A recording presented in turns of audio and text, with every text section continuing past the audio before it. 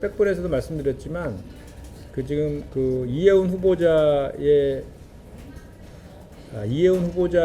그 의혹과 관련해서는 인사청문회 통해서 자질과 전문성 그리고 각종 의혹들에 대해서 검증하겠다는 게 민주당의 입장이고, 국민의힘에서도 이와 관련해서 그런 인사청문회 통해 가지고 관련된 의혹들에 대해서 검증을 하면 될 것 같고요. 다만 이제 이런 모든 의혹들이 국민의힘 시절에서 다 발생했던 거 아닙니까? 그래서 국민의힘에서도 그럼에도 불구하고 출마만 하면 당선되는 소추에 세 번이나 공천에서 다 삼선 국회의원이 된 거 아닙니까? 이제 그런 차원에서 보면 이 문제가 우리 무슨 더불어민주당이나 뭐 이런 거에 대한 문제가 아니라 기본적인 후보와 관련된 검증 과정에서의 문제들이 나온 것이니까 인사청문회 통해서 같이 검증해서 최종적인 평가를 국민들한테 받는 그런 자세를 좀 국민의힘에게 좀 촉구드리고요.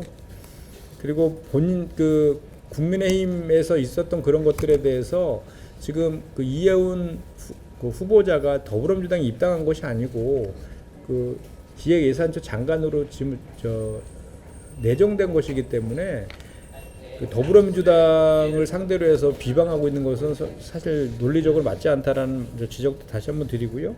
이재명 대통령이 통합적인 차원에서 탕평 인사를 하는 거에 대한 진정성, 이것은 국민들께서는 인정을 하신다고 저는 보여지거든요. 엊그저께 나온 여론조사 보면 66% 이상이 그런 탕평 인사에 대해서 긍정적으로 답을 하고 있잖아요. 그래서 국민의힘의 비판을 보면은 자기 당에서 꽃감 다 빼먹었던 사람이 꽃길을 찾아서 이렇게 간 배신자처럼 그렇게 막 묘사를 하면서 즉시 제명하고 해당 행위로 모든 그 사람이 했던 것들을 다 취소시키는 이런 조치들을 강하게 빠르게 이렇게 했던데, 그것은 그리고 이게 지방선거용이다 이런 식으로 비판을 하던데, 그것은 국민의힘 시각일 뿐입니다.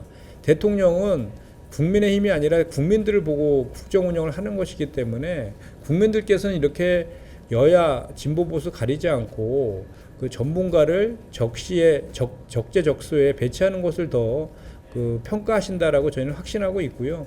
오히려 윤석열 정부 때 어떻게 인사를 했습니까? 검사 출신들 이주로 다 주요 보직을 다 임명하고 또 매각매직하고 그래갖고 다 이번에 기소되고 그러지 않았습니까?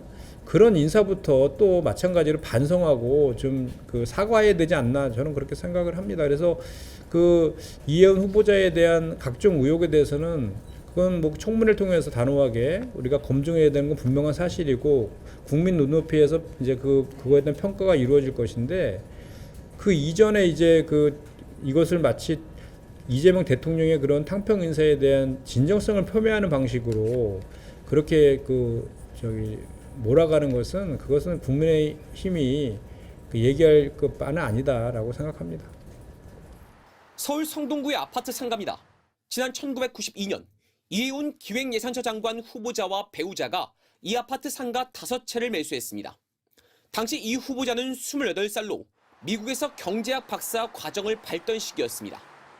상가는 2009년과 2023년에 모두 매도했는데, 국민의힘 주진우 의원은 해외 유학비를 감당하기도 어려운 시절 시세 차익을 노린 투기성 거래를 했다며 3.8배의 수익을 거뒀다고 지적했습니다.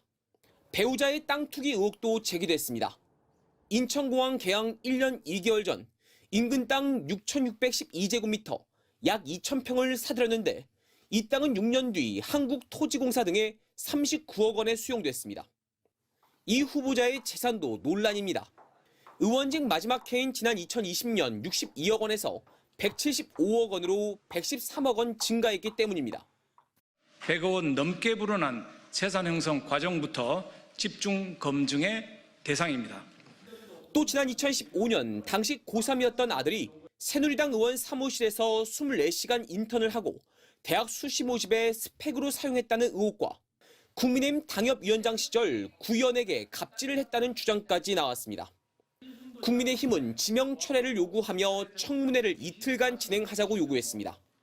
이에 대해 더불어민주당은 과거에는 문제 삼지 않았던 걸 꺼내 무차별 공세를 펴고 있다고 반박했습니다. 국민의힘에 속해 있을 때는 괜찮은 것이고 후보자로 지명되면 다 문제가 된다는 그런 식의 주장은 국민의힘이 누워서 침 뱉기다. 이 후보자는 백지 신탁으로 묶여 신고 대상에서 제외됐던 비상장 주식이 의원 퇴직으로 신고되면서 재산이 대폭 상승한 것처럼 보이는 거라고 설명했고, 아들의 인턴 경력은 대학 입시에 사용되지 않았다고 해명했습니다. MBC 뉴스 이문현입니다.